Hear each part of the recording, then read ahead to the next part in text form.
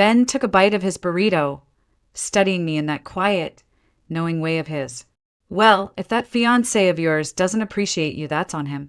I'll say it again, he's a fool. Any man would be lucky to have a woman who can fix a car before breakfast and still bake pies in the evening. The mention of Jake's name, though Ben hadn't said it, made something twist in my chest. I forced a smile. We're not talking about him, remember? Let's just drink our coffee. Ben held up his hands in surrender, and for a few minutes we sat on overturned buckets sipping coffee, pretending life was simple. But it wasn't. Not since that night a few weeks ago, when 2 pink lines appeared on a little plastic stick and everything inside me changed. Not since the moment I realized Jake was no longer answering his phone. And especially not since that gnawing fear crept in, that he wasn't coming back at all. I shook my head, pulling the zipper on my hoodie up higher. Nobody at work could know. Armin, the owner, was strict and unforgiving. One hint that I was pregnant and he'd find some excuse to fire me. And I couldn't lose this job, not now. I had bills to pay, savings to build, and a baby coming whether I was ready or not. The dispatcher's voice crackled through the garage speakers, jolting me back. Amber, you're up next. Client downtown, 20 minutes.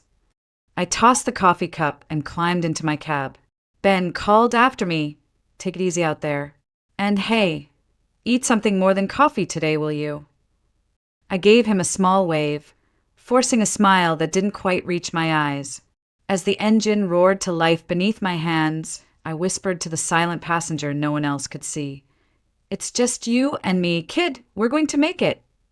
And I pulled out of the garage, straight into a day I couldn't yet know would change everything.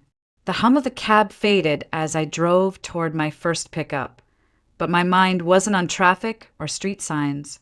It drifted back to how I ended up here, alone, pregnant, and trying to hold everything together with a smile that fooled no one.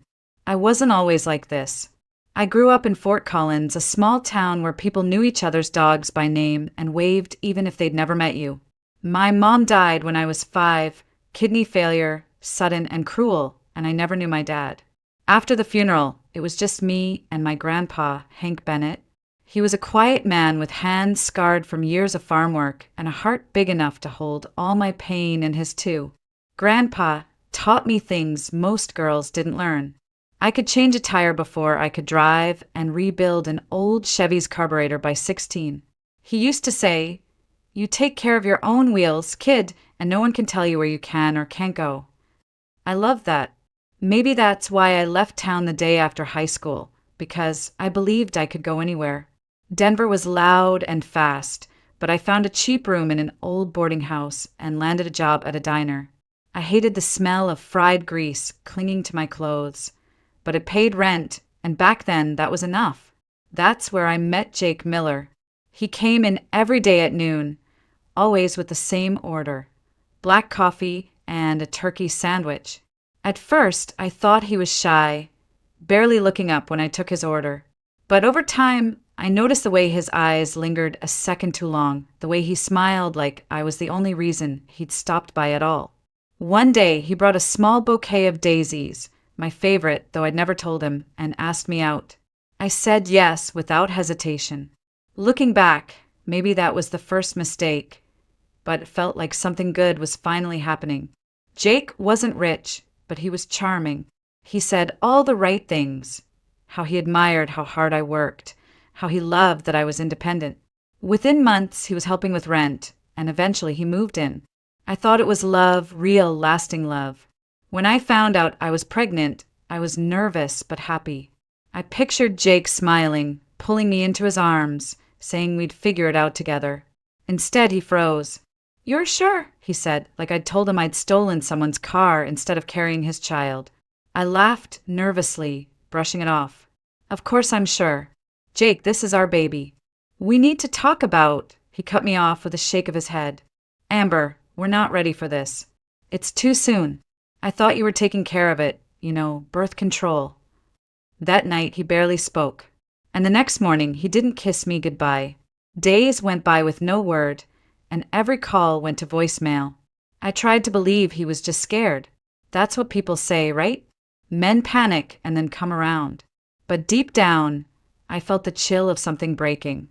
I just didn't know how bad it was going to get. Sometimes, as I drive these city streets, I still hear Grandpa's voice. Take care of your own wheels, kid. He didn't mean just cars, he meant life. And now life was telling me I was about to go it alone. The first time I saw Jake again, it wasn't at home. It wasn't him walking through the door with an apology or flowers, or even an excuse. It was outside a downtown boutique, 3 days later, with her. Vanessa Brooks. She was the kind of woman you see on magazine covers. Perfect hair, perfect nails, perfect everything. Jake had his arm around her waist, and they were laughing like they hadn't a care in the world. For a second, I froze, standing there like some ghost of a life they'd already forgotten. Then Jake saw me. His eyes widened, his arms stiffened, and for a moment, I thought he'd come running, explain everything, beg me to forgive him. Instead, he stepped in front of her like I was some threat. Amber, what are you doing here? His voice was sharp, defensive. I heard myself say it before I could stop. I'm pregnant, Jake. With your child. We need to talk. Vanessa gave a laugh so soft and cruel it burned. Pregnant? With his child? She looked me up and down like I was some stray dog that had wandered into her world. Sweetheart, you need to move on. Jake has. Jake flinched, but didn't contradict her. Instead, he muttered, Amber, we've talked about this. No, we didn't. You ran. You didn't pick up your phone, Jake. You left me wondering if you were lying in a ditch or if you just didn't care. My voice cracked, and I hated it. Vanessa crossed her arms, glaring. Look, whatever this is, it's over. He's with me now. So why don't you take care of your little problem and stop embarrassing yourself? For a moment, I couldn't breathe. The words hung in the air like poison. Jake actually stepped closer to her, not me. She's right, Amber. We're not in a place for this. You should do what's best. Get rid of it. Get rid of it. Those words sliced through me deeper than anything. This was the man I'd trusted with my heart, my home, my future.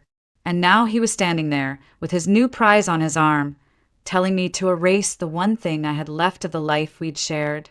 My hand moved before I thought. The crack of my palm against his cheek echoed louder than I expected. You coward, I whispered. You don't deserve to be anyone's father.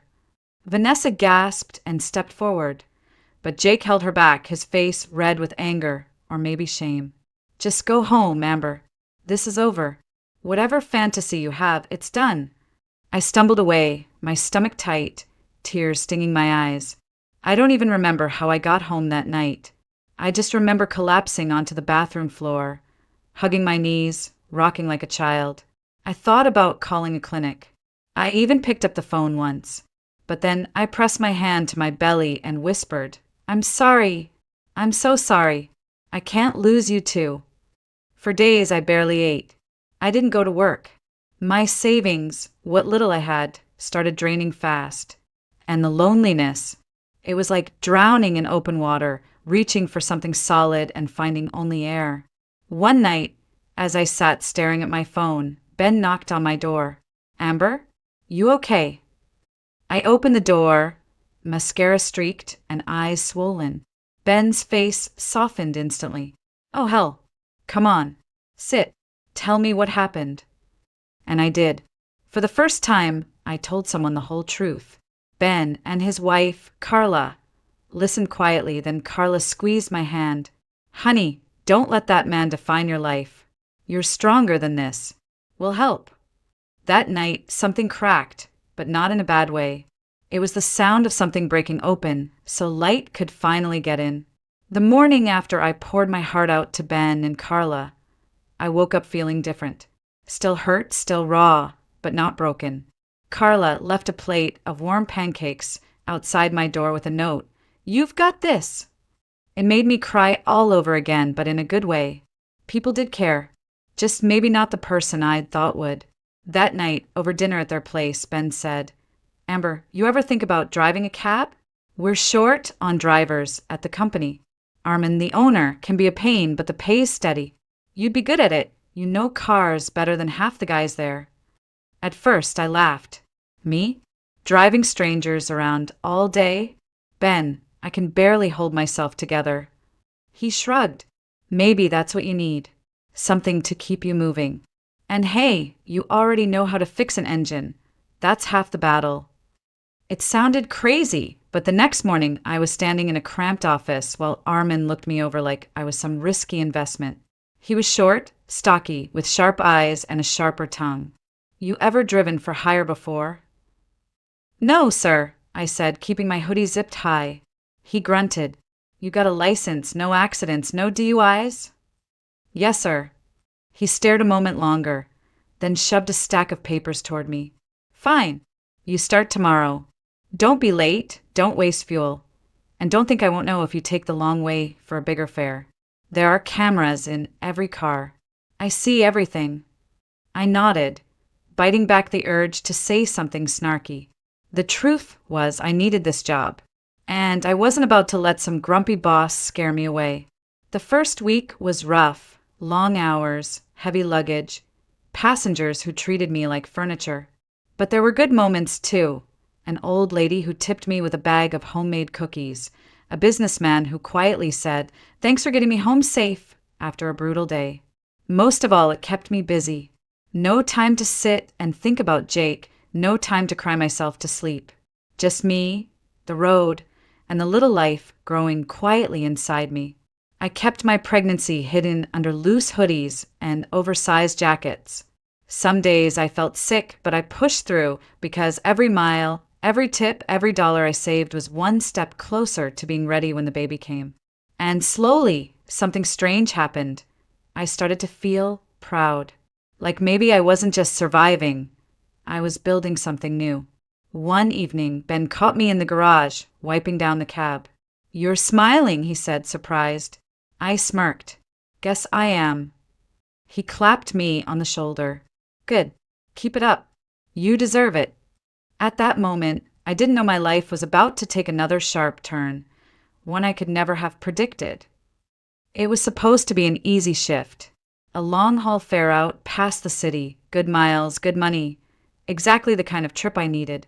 I was even humming to myself, thinking about baby names as I drove. But when I pulled up to the massive house that had requested the ride, I immediately knew something was wrong. Music thumped from inside, loud enough to rattle the windows. A couple of men in expensive suits stumbled out onto the porch, laughing too hard, drinks in hand. My client was nowhere to be seen. A few minutes later, a man I assumed was the host staggered out, waving dismissively. "Forget it," he slurred. "He's not going anywhere tonight." And just like that, my fare was canceled. Frustrated, I called Armin to explain. His voice crackled over the speaker. "So, that's your problem, not mine. Get back to the garage, and don't even think about billing me for wasted time." He hung up before I could respond. I gripped the wheel until my knuckles went white. It wasn't my fault, but it was still going to cost me. I turned the cab around and headed back toward the city, rain now spitting against the windshield. That's when I saw him. At first, I thought it was an animal in the road, a shadow stumbling out of the tree line, half collapsing onto the shoulder. I slowed, heart pounding. When I got closer, I realized it was a man, tall, broad-shouldered, but filthy, clothes torn and smeared with dried blood. I hesitated. Picking up strangers in the middle of nowhere at night was a great way to end up on the evening news. But I couldn't just leave him there. I pulled over, rolled down the window. "Hey, you okay? Do you need help?" He tried to speak, lips cracked and trembling. "Please help me." And then he collapsed right onto the wet asphalt. Damn it! I jumped out, tugged his arm over my shoulder. He was heavy, and my belly ached with the effort, but somehow I got him into the back seat. On instinct, I sped straight to the nearest hospital, talking to him the whole way like that would keep him conscious. "Stay with me, okay? We're almost there. My name's Amber. You're going to be fine." He mumbled one word, "Liam," before slipping out cold again. At the ER, the nurses whisked him away. I stayed long enough to give my statement, even paid for the intake because he had no wallet, no ID. I told myself it was the right thing to do. But as I walked back to my cab, soaked and shivering, I wondered what kind of trouble I'd just stepped into. When I got back to the garage, Armin was waiting, arms crossed. "You think this is a charity?" he barked. "Cameras show you picked up some random bum. You cost me fuel and time." He was bleeding, I snapped. He could have died. Armin sneered. "And now you are paying for his hospital bill? Great. Consider your bonus gone." I bit my tongue and walked away. I'd done the right thing, so why did it feel like everything was about to get so much worse? The next morning, I woke to a pounding at my door. For a second, I thought it might be Armin coming to chew me out again. But when I opened it, 3 men stood there. 2 were clearly bodyguards, big, stiff, hands clasped in front. The 3rd man looked like he had just stepped out of a country club. Tailored suit, gold cufflinks, a watch worth more than my entire apartment. "You're Amber Bennett?" His voice was smooth, practiced, almost too calm. "Yes," I said slowly, one hand instinctively brushing my stomach beneath my hoodie. He smiled, but it didn't reach his eyes. "You saved my son last night. Liam Carter. I'm very grateful." He stepped forward, placed a thick envelope on my counter without asking to come in. A small token of appreciation. I looked at it, but didn't touch it. "He's okay. Recovering. Nothing for you to worry about." His eyes flicked over me like I was a piece of furniture. "You didn't hear anything unusual from him, did you? Sometimes trauma makes people say strange things." That set off every alarm bell in my head. "No," I lied automatically. "He barely spoke." "Good. Then let's keep it that way." He smiled again, too perfect, too cold, and walked out, bodyguards trailing him. The moment they were gone, I stared at the envelope. Curiosity got the better of me. Inside was more cash than I'd seen in one place in my life. It didn't feel like gratitude, it felt like hush money. I couldn't shake it. Why would a father show no emotion about his son being found half dead on a roadside? Why did he care so much about what Liam might have said? I grabbed my keys and headed back to the hospital. When I asked about Liam, the nurse at the desk frowned. "He's not taking visitors." "Can you just tell him Amber's here?" Her expression softened. "I'm sorry, but he's in a medically induced coma now." "What?" "He was talking yesterday." The nurse shrugged helplessly. "Orders from above. His father is with him." As I walked away, stunned, a soft voice called from behind, "Wait, you're the driver, right?" A young nurse stepped forward, glancing nervously around. Her badge read Grace Moore. "Yeah. Why?" She motioned for me to follow her into a small supply room. Once the door was shut, she whispered he's not in a coma. They're sedating him. Heavy drugs, constant drips. Someone doesn't want him awake.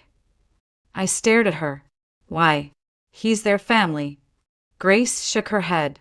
"That man who claims to be his father? He paid off our chief of medicine. I heard him say, 'Keep him under until I say otherwise.' That's not medical care, that's something else." My mind raced. What had I stumbled into? Grace touched my arm. "You saved his life, Amber. If you want to keep it saved, you need to get him out of here." I backed up a step. "I'm pregnant. I can't get involved in something dangerous." She nodded sadly. "I get it. But if we don't do something soon, Liam may never wake up. And whatever he knows, someone's willing to pay to keep it buried." That night, I barely slept. I kept thinking about Liam's cracked voice saying, "Please help me." I'd already risked my job to save him once. Could I really walk away now? By dawn, I had my answer. 2 days later, I stood outside the hospital's rear entrance, heart hammering against my ribs, so hard it felt like it might bruise. Grace had agreed to help, even though she could lose her job, her whole career, for this. "You're sure you want to do this?" she whispered, glancing up and down the empty alley. I tightened my grip on the steering wheel.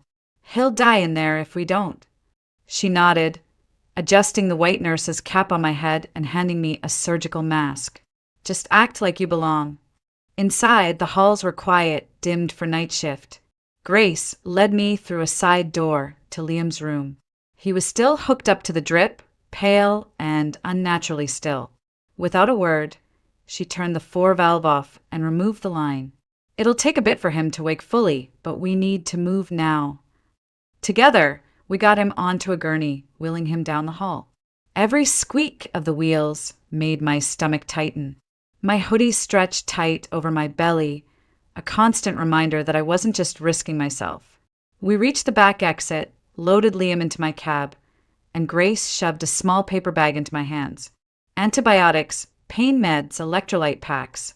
Instructions are inside. Take him somewhere safe. Grace, thank you. She gave a sad smile. Just keep him alive, okay? Then she disappeared back inside. The drive felt endless. Liam stirred once or twice, mumbling, but didn't wake until I'd carried him, half dragging, half supporting, into my tiny apartment. He blinked, disoriented, eyes scanning the room. Where am I?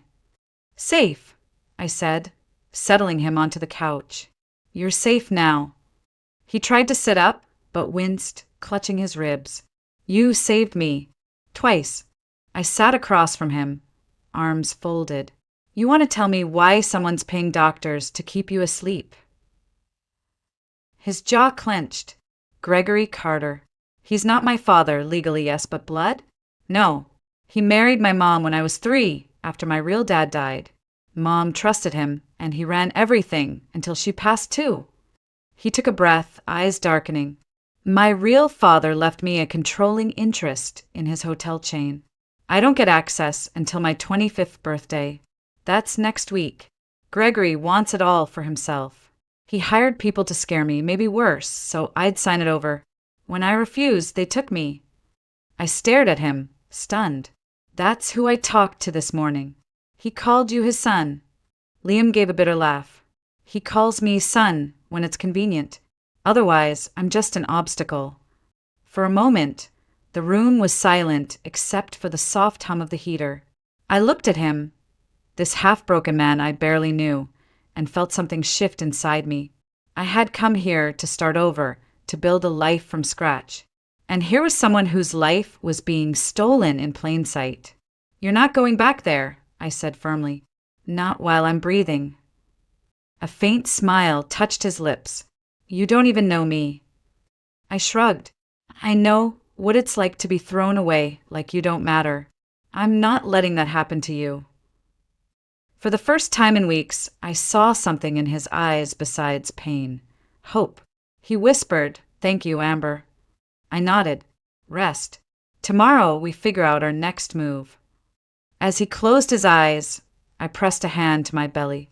We're in this together now, little one, I whispered. Like it or not, we just became part of something bigger. The next morning, Liam was sitting up on my couch, pale but steady. He had one arm wrapped around his ribs, but his eyes were sharp, focused. Amber, I can't keep running, he said quietly.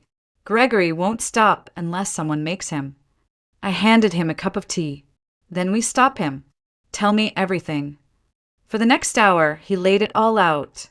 The inheritance, the forged documents Gregory had tried to trick him into signing, and the threats that turned into a full-blown kidnapping. He even told me about the coma they'd forced on him. When he finished, I asked the one question that had been in my head since I picked him up off that road. You ready to fight this? His jaw tightened. Yes, I'm done being afraid. I drove him straight to the district attorney's office. Walking in with a man who still had bandages on his face and bruises on his neck drew a lot of attention, but Liam didn't care. He told them everything on record under oath. The DA listened, eyes narrowing as Liam described the hospital bribe and how Gregory had been controlling his life since childhood. They promised to act, but I could tell Liam was skeptical. So was I. People like Gregory didn't just go down because you asked nicely. That night, detectives met us at my apartment. They had questions for me, too, about the night I found him, and about Gregory's mysterious gratitude visit, an envelope full of cash. I told them everything. The investigation moved fast, faster than I expected. By the end of the week, Gregory was in handcuffs, shouting at the cameras as they shoved him into a cruiser. He looked straight at me across the parking lot and hissed, "This isn't over, girl. You ruined everything." For the first time, I didn't flinch.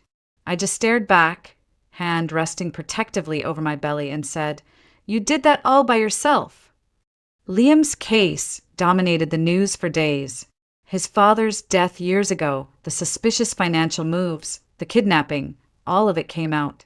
Gregory's power crumbled like dry paper, and with it, the threats against Liam disappeared. When it was over, Liam was free to take control of his inheritance and his life. But when he showed up at my apartment, holding a modest bouquet and looking suddenly shy, I knew money wasn't what mattered to him. "You saved me," he said simply. "And not just my life. You saved everything I thought I'd lost." For a moment, I couldn't speak. No one had ever said something like that to me. He smiled softly. "Amber, I want to be part of this. Your life. Your baby's life. If you'll let me." I felt tears prick my eyes, but for the first time, they weren't from sadness. "We'll see," I whispered, smiling back. "One step at a time." That night, I sat by my window, watching snow begin to fall on Denver streets. For the first time in months, I felt something I'd thought was gone forever: hope. Time has a way of softening even the sharpest edges. In the weeks after Gregory's arrest, life slowed into something almost gentle. I still drove my taxi when I could, but Liam insisted on helping in any way possible, paying for groceries, taking me to prenatal appointments, even fixing up a second-hand crib he found online. At first, I resisted. "You don't owe me anything, Liam," I said one evening as he tightened the last bolt on the crib. He looked up, eyes steady. "Amber, this isn't about owing. It's about wanting to be here." And he was. Every day. We didn't talk about what we were exactly. Friends? Partners? Something more? But every time he smiled when he felt the baby kick, or every time he stayed up late assembling baby clothes I'd bought at thrift shops, my walls cracked just a little more. When labor came, it was the middle of the night, sharp and sudden. I panicked, of course I did. But Liam was calm, steady as ever. "You're okay. Breathe, Amber. I'm right here." Hours later, as dawn painted the hospital windows pink, I held my son for the first time. Noah Bennett. Perfect, tiny, warm mind. Tears blurred my vision as I kissed his forehead. Liam stood beside the bed, eyes shining. "He's beautiful," he whispered. "Amber, you're incredible." In that fragile, glowing moment, I realized something had shifted. I wasn't alone anymore. Days later, as I sat in the hospital bed, Noah sleeping in my arms, Liam walked in with something small in his hand. A ring. Simple, understated, but beautiful. "Amber," he said quietly, "I know life has thrown both of us into chaos. I know you're scared to trust again, but I love you. I love Noah. I want to build a life with you, if you'll have me." For a heartbeat, I couldn't speak. Tears slipped down my cheeks, but this time they carried no pain, only relief and joy. "Yes," I whispered. "Yes, Liam." He kissed my forehead and wrapped his arms around both me and Noah. For the first time since everything fell apart, I felt whole. The weeks that followed weren't some fairy tale perfection. There were sleepless nights, colic, and moments when I doubted everything. But Liam never wavered. He changed diapers, warmed bottles, and soothed Noah back to sleep at 3 a.m. Sometimes I'd wake to find him just watching Noah, a soft smile on his face, whispering promises only a father could make. And slowly I healed, not just from Jake's betrayal, but from all the guilt and loneliness I'd carried for months. I stopped thinking about what I'd lost and started loving what I had. A partner who chose me every day, and a child who gave me a reason to keep moving forward. One quiet evening, as Noah dozed in his bassinet, Liam sat next to me on the couch. "You ever think," he said, "that maybe we had to go through all that pain to end up right here?" I looked at him, at our son, and smiled. Yeah, I do. 3 years passed in what felt like the blink of an eye. Noah was now a bright, curious toddler who never walked when he could run, never spoke when he could shout with excitement. Our little house on the edge of Denver was full of laughter. Toys scattered like confetti, and a kind of chaos I once thought I'd never survive. I'd traded my full-time taxi job for part-time shifts and focused more on being home. Liam had taken over the family business, but he refused to become the kind of man Gregory had been. People before profits, he'd say with a grin, and he meant it. His kindness reshaped the company, and his loyalty reshaped me. One chilly autumn morning, I walked Noah to the park. He clutched my hand with his tiny fingers and pointed excitedly at every falling leaf. Liam caught up to us with coffee in one hand and Noah's favorite toy car in the other. We were just an ordinary family, and for someone who had once cried alone on a bathroom floor, that ordinariness felt like a miracle.